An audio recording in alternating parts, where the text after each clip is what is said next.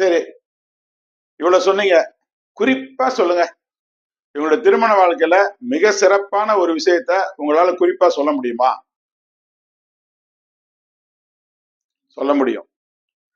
குடும்பம் வந்து எந்த நிராதரவான நிலையில இவங்களை விட்டுட்டாலும், குடும்பமே இவங்களை நிராதரவா விட்டுருது.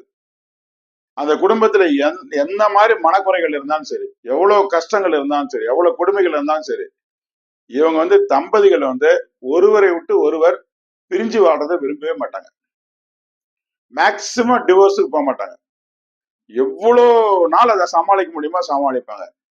இந்த ராசியை சேர்ந்தவங்களை ஒருத்தர் டிவோர்ஸ் பண்றாங்கன்னா அவங்க நிச்சயமா கொடூரர்கள், கொடுமைக்காரர்கள் சொல்லலாம். அந்த அளவுக்கு இவங்க வந்து தவறே பண்ணியிருந்தாலும் மறுபடியும் திருப்பி திருப்பி திருப்பி திருப்பி ஒன்னா வாழ்றதுக்கு உண்டான முயற்சிக்கு வருவாங்க. இவங்க அந்த மாதிரி வருவாங்க. அது வந்து ரொம்ப இவங்ககிட்ட ஒரு சிறப்பான குணம்.